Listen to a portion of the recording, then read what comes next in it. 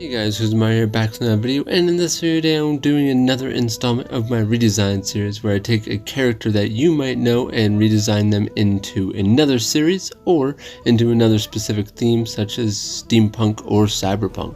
And in this one we're going to be doing a cyberpunk Naruto redesign. And it feels like it's been a little while since I did a redesign, and probably feels like that because it has been a little while since I did one. Yeah, so with the Cyberpunk Naruto, I decided to do Naruto again because my very first launch of this series was with Steampunk Naruto, so I thought I might as well try out doing a Cyberpunk Naruto. When I started this series, there was a lot of cyberpunk requests. A lot of people wanted cyberpunk and steampunk, and I really like drawing steampunk stuff, so I did a lot of steampunk ones, and I went into the kind of Black Clover route where I redesigned certain characters into the Black Clover series or universe, and I'm probably going to do another one like that at some point soon. But yeah, you know, like, who doesn't want to see some futuristic ninjas? So I thought, why not? Let's go with this one. And actually, now that I think about it, I haven't redesigned Naruto into Black Clover. You know, I feel like he would really fit into the Black Bulls really well. For those of you who might be remembering one of my Naruto redesign videos where I redesigned Naruto into Black Clover Demon redesign, I didn't really classify that as him being put into the Black Bulls because he didn't really have like any of the crests or the kind of Black Bulls attire going on. One doesn't count, guys. But if you guys do want to see Naruto put into the Black Clover universe, definitely let me know in the comments section. So while I'm mentioning comments, let me know if there's any characters you want to see redesigned into any specific theme or other series in the comment section below. Depending on how well this one does, I'm thinking about doing a Sasuke cyberpunk redesign, but we'll see. But to mention one little change up about the redesign series that I decided to do for this illustration is I actually decided to ink the full illustration, which I haven't done with any of the other redesigns, so you guys will be seeing me ink this with the G pen once we get to the ink portion. But yeah, let's talk about the design a little bit. So my initial thoughts for the illustration was I wanted to make sure I added that seal on his stomach, and I wanted to give him this kind of big blocky thing on his forehead that was a placeholder for the leaf symbol. Other than that, I didn't really know where I wanted to go from there, but one thing I did want to try to do with the seal mark on his stomach, I wanted to make it more kind of bulky and more mech-like, but I ended up going a lot more slimmer with it instead. And one thing I did try to do was keep the costume at least somewhat relatable to Naruto's original costume, so I kind of gave him that capris feel with the rolled up pants, and then I gave him a jacket that has that folded down turtleneck thing that was on his original jacket as well. Didn't put the fur on it like his original jacket. I didn't really feel like it fit in with the cyberpunk theme, so I tried to cyberpunk up the kind of folded turtleneck look and design on it. This was some varying kind of straight edge shapes that go across it.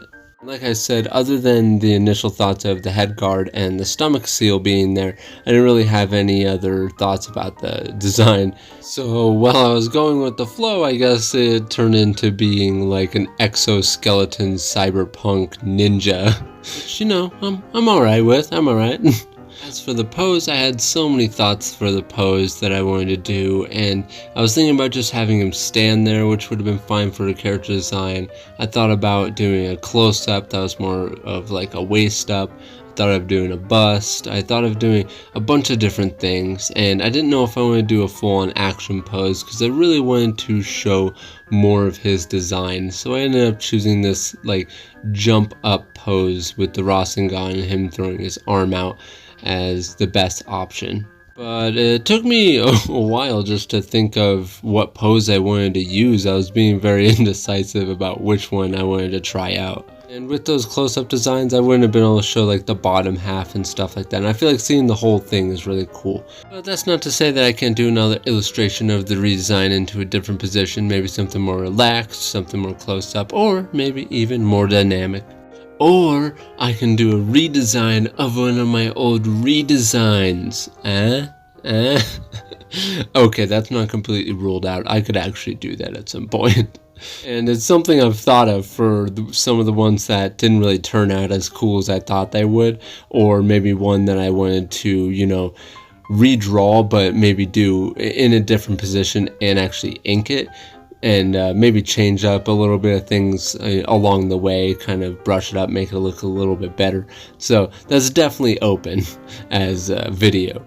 And while watching this, something popped in my head, and I just want to say that, I miss Naruto. I miss watching Naruto. Naruto is a really good anime and manga. Well, the anime had a bunch of fillers, but it was a good story minus the fillers, alright?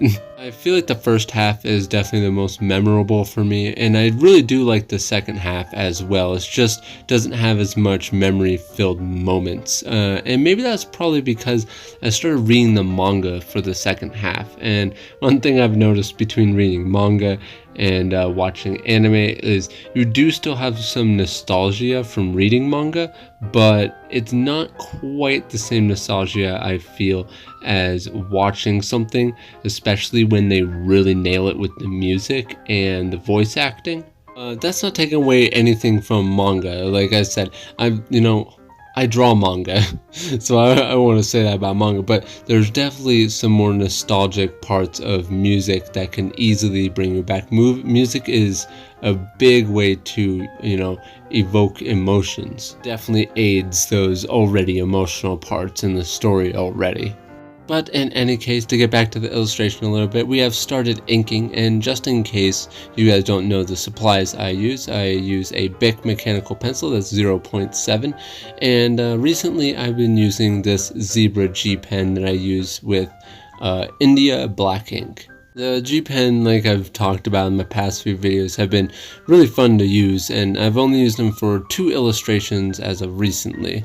And this would make the 3rd illustration. But like I mentioned, I actually inked with it a lot in the past, just not within the recent years. And so it's been really fun getting back on the pen, the dip ink pen. This illustration was fun to do, but I was definitely hit a rocky road with the Rasengan, and I really should have planned it out with the pencil a little bit more first, because I didn't have a clear mind in what I actually wanted to do with those shapes coming out from the Rasengan.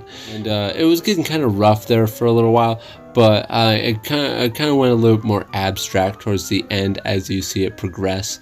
And I'm not doing them right now, but you'll see them in the end. It goes a lot more abstract and gets all crazy and stuff. And with the background, I decided to put some like clouds and stuff coming up from the bottom, as if he jumped out of them or something, or like it's a poof from him jumping really hard. It was just kind of an effect to help the composition and help you focus on the character. And also, initially with the Rasengan, I wasn't planning on having all the swirls come out from it like I did. I was going to have it kind of be a stationary little guy sitting there. It wasn't going to be as crazy as it is and as it becomes, as you see later on. But, yeah, kind of just started doing that. So a little fun fact about the pose and this illustration is when I was first starting it, and like I was mentioning earlier, I was kind of indecisive on what I wanted to do with the pose, and then I settled on this one. I did a thumbnail for it, and then I was drawing this based on the thumbnail, and I liked the kind of flow of the thumbnail a lot better.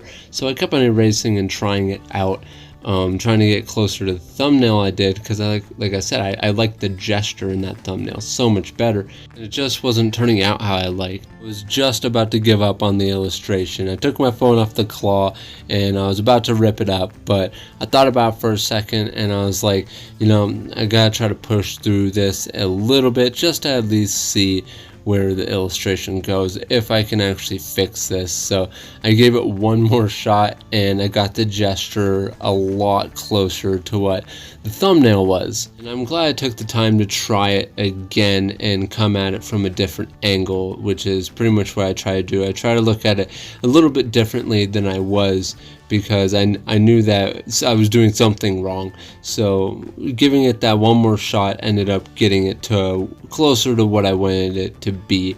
and I was like, oh, I'm really glad I did that, because now I have a video for you guys, and I don't feel like complete crap. I know I could have just left that part out of the video and made it seem like all this is just magic happening, but it's not magic happening. I'm not a natural artist. I worked very hard for what I have, and I still make a lot of mistakes, and I still have to practice a lot to make sure I keep up, you know, the sharpness of my craft. And when I don't practice, which I have had times where I haven't been practicing for, you know, maybe a week and a half, and I'll start getting really rusty. And that's actually a subject I want to talk about in a video of its own at some point. So yeah, so right now we are in the blackouts and detailing stage. I also kind of wish I planned out the blackouts a little bit more than I did. I had a good general idea of where I wanted them to be, but it ended up feeling a little all over the place in its own way. And this is definitely a learning experience, this whole illustration. It was fun, but it was definitely a learning experience. I just want to mention, no, I'm not trying to make this Naruto style. For those of you who come in and be like, that doesn't look like Naruto at all. Not the point. I'm not trying to make it look exactly like Kishimoto drew it. I'm just drawing it how I would draw it. Like, for example, if you've ever seen Akira Toriyama draw Naruto, that looks nothing like Naruto. Looks like some Dragon Quest character or something, you know? But that's just Akira Toriyama's iconic style, and that's typically what artists try to do. They try to draw the character within their own style. They're not going to pander their style too much, and if they do, it's only by a little bit to the other person's style. But in any case, like I said, I'm in the detailing stages right now, and I'm just putting some dark spots in where, you know, lighting is making them darker on that side of the shadows. And I decided to make the hair a little bit darker than normal, putting in a little bit more detail. It was just something I was trying out. And in a little bit here, I'll put some darker spots on the right side of his hair. Well, it's actually his left side because of the lighting that's coming from the Rasengan. So I wanted to try to display that by putting a little bit more darkness on that right hand side, which is something I actually did to the collar. I tried to put a little bit of a shade on that right hand side of the collar. I was also considering making the collar black as well, but I decided not to do that because there's so much black going on up in that area that I feel like it would have started blending in a little bit too much. So I just went with a white color just with some texture. Yeah, so in a little bit here, I'm going to be using the whiteout to try to manipulate these kind of Rasengan swirls that's going around and kind of intensify some of the effects going on with it, as well as reshape some of the swirls that are going on to make them fit the motion a little bit more. In any case, if you guys want to help support my artists, help support what I do on this channel, you guys can check me on my Patreon, link in the description. But I would like to thank my current Patreons. You guys are the best pencil shinobis there are and help me be able to do what I do on this channel. And I'd like to give a special thanks to my Chunin and Jonin tier Patreons: Satoshi, Alpha Dog Studios, Benjamin T, Jeffrey Riddle, Yulia Namikaze, Wear My Crown, Daniel Hillier, Maricuzio, JT, Aaron McQuiston, Slow Days, Aaliyah Williams, Ryan, Johnny Boy Draws, Liquor, Weeb Ninja, Leo McIntyre, Joe, Daniel Hutchinson, Urgin, David DeBoer, Jaden Syria, Fabsy, Lost Illustrator, and Paul Hrubeck. And once again, just a big thanks to each and every one of you guys.